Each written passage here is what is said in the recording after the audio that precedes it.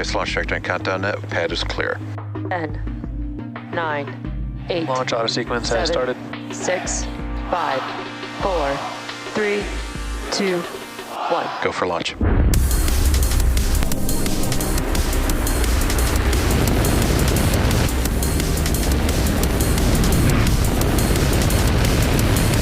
Vehicle is supersonic. Stage separation confirmed. Dragon, separation confirmed.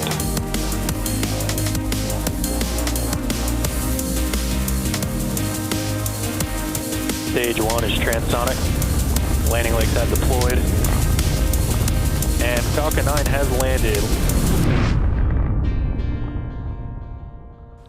You're looking at a live view of Falcon 9 awaiting liftoff at 5:26 p.m. Eastern Time from Launch Complex 39A at Kennedy Space Center in Florida. Thanks for tuning in for the O3b mPower mission. My name is John Isbrucker, and I'm the Falcon Principal Integration Engineer here at SpaceX. Today we'll be delivering two of SES's next generation O3b mPower satellites to orbit. Operating 8,000 kilometers above the Earth's surface, O3b mPower is SES's second-generation medium Earth orbit system. It is comprised of satellites with high throughput and low latency, paired with an extensive ground infrastructure.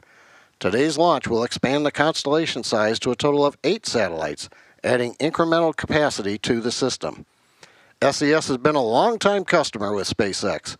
This is our 14th dedicated mission with them, 3 of which were previous O3b mPower launches. SES has also been a part of many firsts with us. Most notably, they were the very first customer to fly in a flight-proven booster, which occurred during the SES-10 mission in 2017. Now we're at T-minus 11 minutes 34 seconds. We're looking fairly good for an on-time liftoff. Falcon and mPower satellites are healthy, but the range is reporting that the weather is a little iffy. Right now we're no-go. We expect the cumulus cloud to the northeast might clear by T-minus 5 minutes, so we're continuing to count down. Now today's flight, we're not going to have great views of the payload deploy because the payload adapter blocks the camera view, so we will be closing the show after the first stage landing. We'll post a confirmation of the payload deployments on our X account around the T+2 hour mark. So head over and follow @SpaceX on X for updates. For now, let's meet the vehicle that will be taking SES's O3b mPower satellites to orbit today. The two-stage Falcon 9 vehicle on your screen stands 229 feet tall. Propellant loading began today for both stages on time at T-minus 35 minutes, and when fully fueled, the vehicle will hold just over 1 million pounds of propellant. Starting from the top of the rocket on your screen, we have the O3b mPower satellites. They're safely enclosed inside the 17-foot diameter payload fairing. That's up at the nose of the rocket. There's a photo from the day the payload was encapsulated in the fairing. The fairing's made up of carbon fiber composite materials, and it protects the satellites on their way to orbit. The fairing is made of the 2 halves that you can see here, and they're jettisoned using high-pressure gas at approximately 3 minutes and 25 seconds into flight. Now, both fairing halves supporting today's mission are flight-proven, one half flying for its 22nd time, the other's flying for just its 2nd time. And both halves of the fairing will be recovered once again after today's flight by our fairing recovery ship, Bob. Below the payload fairing, we have the second stage. That's the part of the rocket that will take our payload to its destination orbit today. The second stage will ignite its single Merlin vacuum engine, or MVac for short. That comes about 2.5 minutes into the flight, and we'll burn that engine twice more after that before we deploy the satellites.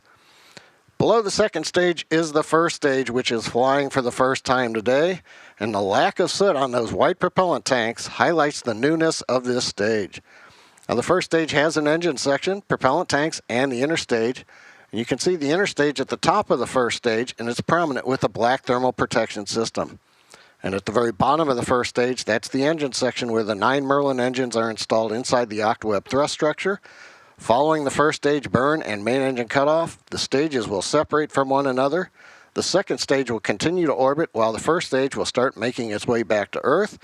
And after it's recovered, the first stage goes through a short refurbishment to get it ready to fly again. Now today we're attempting to land the booster on our drone ship, Just Read the Instructions. That's currently shown there, stationed out in the Atlantic Ocean about 650 kilometers east from the launch pad 39A. If we're successful in recovering the booster, it will mark the 385th successful recovery of an orbital class rocket. Finally, back at the launch pad, we have the large truss structure next to the rocket. That's part of the transporter erector, or TE. We use the TE both to roll the rocket out to the pad and to raise it to its vertical launch position. The TE also routes the vehicle's fluids, power, and telemetry umbilicals from the ground to the rocket and the satellites. Now, in callouts over the net today, you may hear the vertical portion of the TE that's right alongside the rocket. That's referred to as a strong back by the launch team. Now that you're a little more familiar with the vehicle, let's learn more about today's payloads. In a world where change is faster than ever before, the pace of innovation is evolving and accelerating. To support the era of digital transformation, artificial intelligence, and hyperconnectivity, the intelligent systems that enable all of this progress require a platform to innovate. One that meets the most sophisticated demands for high-performance network services. At SES, innovation is part of our DNA. It drives us and helps us to bring new stories to life. And our O3b mPower story is just getting started. The next pair of O3b mPower satellites is ready to travel through space to join our medium Earth orbit satellite constellation, 8,000 kilometers away from Earth's surface, and help continue delivering high throughput, flexible and reliable network services across the globe. With our O3b mPower system becoming operational earlier this year and deploying services across Asia-Pacific, Africa, the Middle East and Latin America, offshore platform workers, remote communities in the Galapagos, telcos in disaster-impacted areas in the Pacific, and governments carrying out critical missions. All are now relying on our second-generation MEO constellation to drive transformation and enhance their connectivity experience wherever they are. We already have 6 of these MEO mPower satellites out in orbit. They actually were launched and went to service in April of this year. So this is quite new constellation. Ever since we launched it, we had huge successes and a lot of customers trying to use this particular constellation. Why? Because this is one of the most technically advanced constellations out there. It's also the most flexible one, which means you can program and reprogram these satellites depending on the use and the mission that you want to have them. With these 2 additional satellites, we'll be increasing the capacity of this constellation significantly, up to 50% improvement of capacity, which means we can do more services. With this constellation, we're able to connect remote islands. We're able to connect enterprises that have remote locations to their central compute and store environment, to the cloud environment. We're able to give the governments the capability to execute mission-critical operations, which is why we have a big deal with NATO, led by US and Luxembourg, to leverage this constellation where they need it, even in the most harshest environments. By adding, we're creating more capacity, and we're able to give our cruise customers, our aero customers, our enterprise customers what they need. Enjoy the show, and again, thank you to our partners, and especially SpaceX, who's given us a ride today as well. Thank you.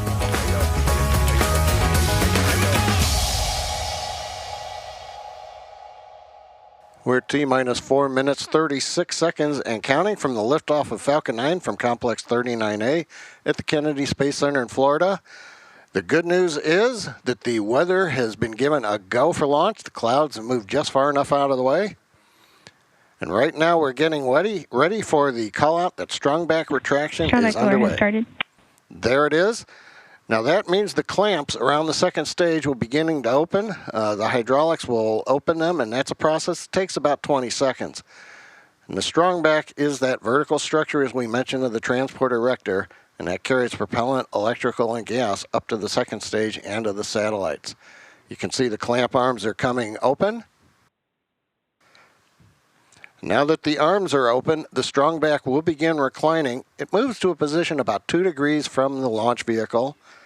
Once the Falcon 9 commands the liftoff, hydraulic cylinders down at the bottom of the strung back, that'll pull the rest of it away from the launch vehicle to a position about 45 degrees above the pad deck.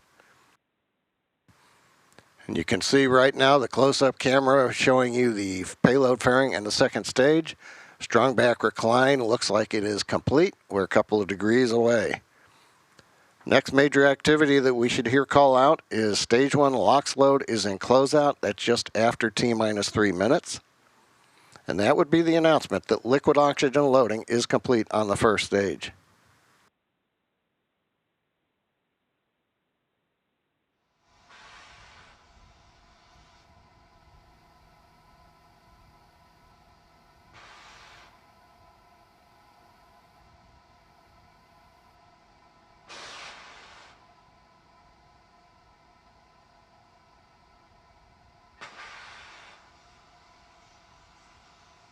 Stage 1 LOX load complete. And now we've heard that call out. Stage 1 liquid oxygen load is complete, coming up on the 2.5 minute mark before launch. Next up, inside T-minus 2 minutes, we'll hear a similar call out that stage 2 liquid oxygen load is in closeout. That means it's complete. And at that time, the first and second stages will contain nearly 1 million pounds of kerosene fuel and liquid oxygen.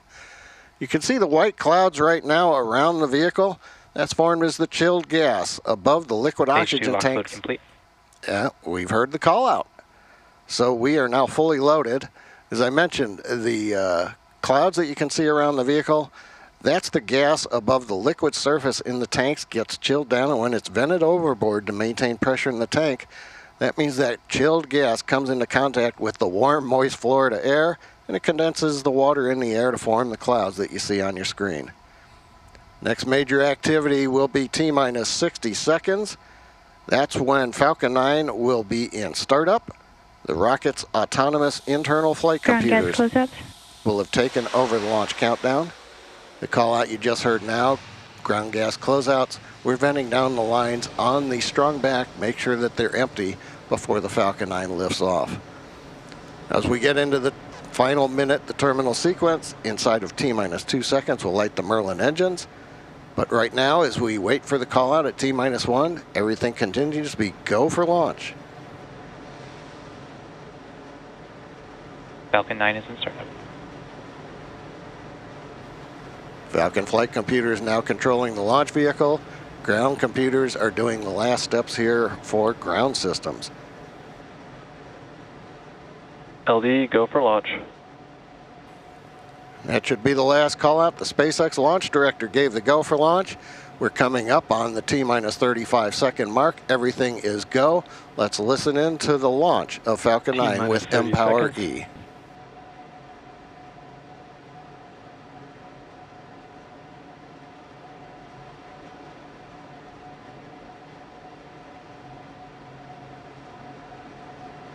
T-minus 15 seconds. T-minus 10, 9, 8, 7, 6, 5, 4, 3, 2, 1. Ignition and liftoff. Go up.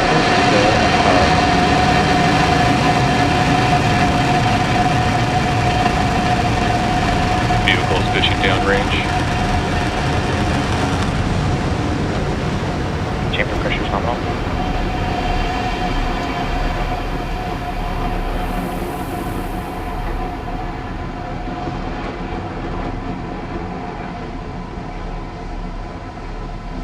T plus 30 seconds, and Falcon 9 has successfully lifted off from Complex 39A at Kennedy Space Center.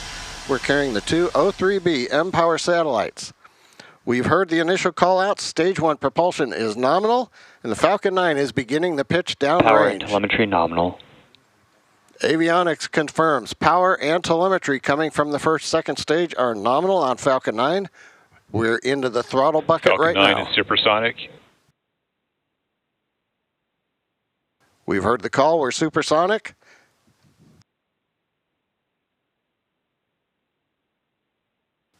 And engines have throttled back up as we're coming through the period of maximum dynamic pressure. Guidance officer calls out max Q, confirming we're through the period of greatest stress. 9 Merlin engines running at full power. Now on your screen, you can see on the left the speed and the altitude of the first stage. Stage separation will occur at about 8,200 kilometers per hour. And in order to get into the initial orbit, what we call the parking orbit, the Falcon 9 has to gain enough speed to reach about 27,000 kilometers per hour. That's a bit under the 17,000 miles per hour used as a rule of thumb for the low Earth orbit velocity. Now we've got several events coming up in about half a minute. We're going to have main engine cutoff. Then a few seconds later we get stage separation. And then the second stage engine start number 1 called SES-1. During main engine cutoff, we're going to shut down the 9 Merlin engines, then we'll get the stage separation. And once we're separated, take a look in the daylight. You should be able to see the view of the first stage as we begin a slow flip to orient the first stage back towards Earth, while simultaneously the MBAC engine on the second stage will ignite for the first time. Miko. Stage separation confirmed.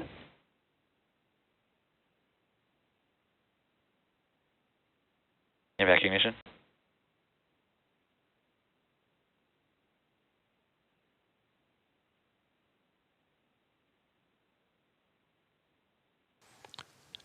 We've heard it and seen it. We've got successful main engine cutoff, stage separation, ignition of the second stage engine.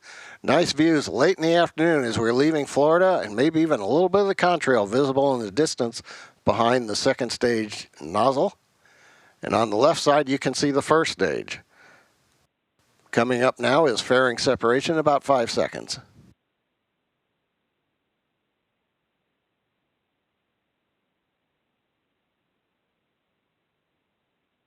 Fairing separation confirmed. Well, we saw in the background the fairing separate.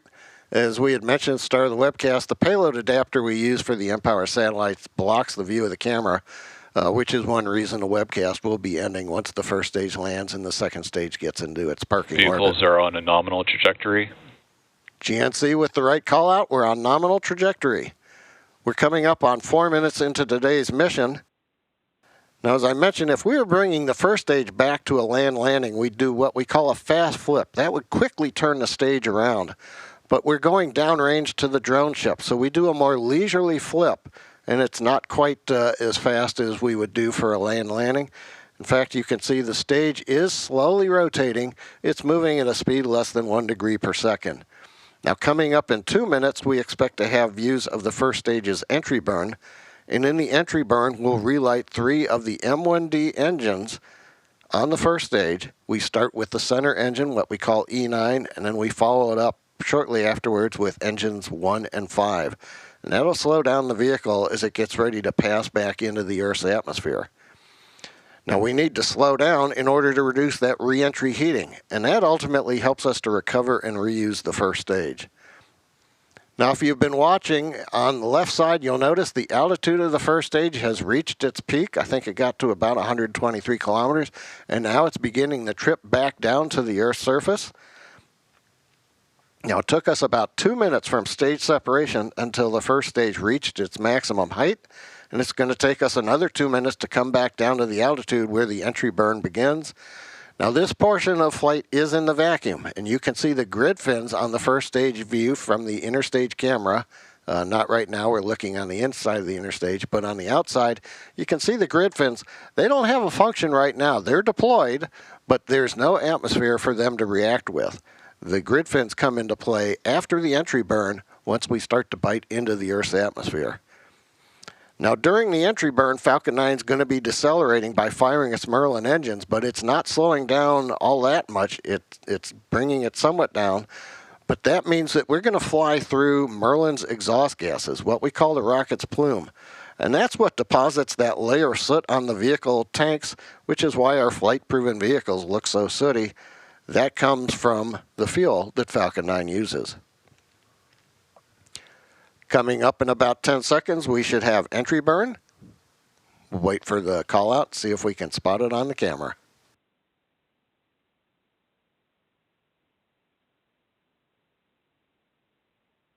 Stage 1 entry burn startup. Stage 1 FTS has safed. Entry burn's begun. The center engine is lit. That's kind of the circular plume. And now engines 1 and 5 come in, and that's why the plume changes shape that you can see on your screen.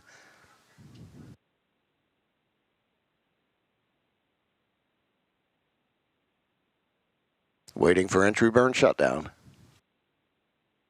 Stage 1 entry burn shutdown.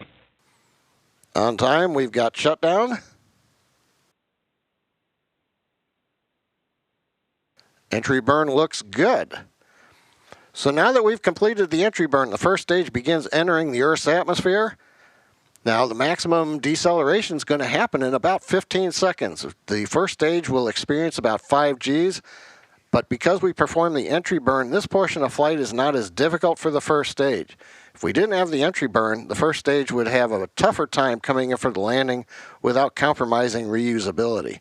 And reusability is key to lowering the cost of Stage 2 spaceflight. is in terminal guidance.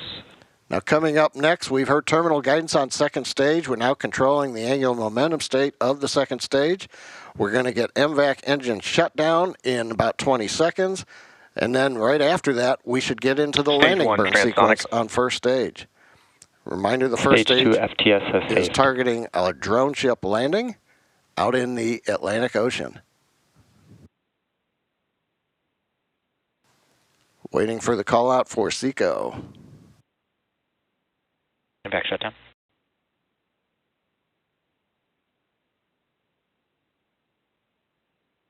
We've got MVAC engine shutdown. Nominal parking orbit. Stage 1 landing burn. And both call-outs right on time. Guidance reports a nominal parking orbit for the second stage. The first stage has begun the landing burn.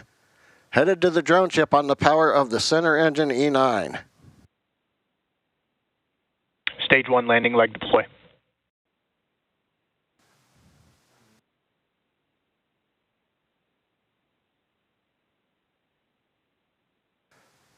Stage 1 landing confirmed. All right, and we have touchdown of formerly new booster on the drone ship out in the Atlantic. So there you have it. That landing marks SpaceX's 385th recovery of an orbital class rocket. That includes first stage landings for both Falcon 9 and Falcon Heavy. Meanwhile, the second stage, there's a great view, and I think in the distance you can see a little bit of the contrail in the upper atmosphere as we headed east out of the Cape just before sunset. And so we're watching the last glow of the sun as the second stage heads eastward into the shadow of the Earth. So second stage embarking now on the initial coast phase. The view you're seeing there, that's the payload adapter.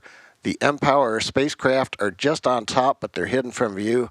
And so with that, we're not expecting to have great views of payload deploy, and we're going to end the webcast at this point. But keep an eye out on our X account for confirmation of payload deploy. That comes around the T+2 hour mark. With that, we want to thank you for joining us for SpaceX's 128th launch of 2024. All of us here at SpaceX want to give a big thank you to our customer SES for entrusting us with today's mission and for their ongoing partnership.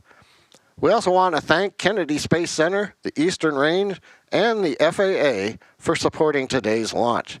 And as always, thanks to all our viewers for logging on and your continued support. Remember to follow @SpaceX on X for launch updates. Thank you, and we'll see you again soon.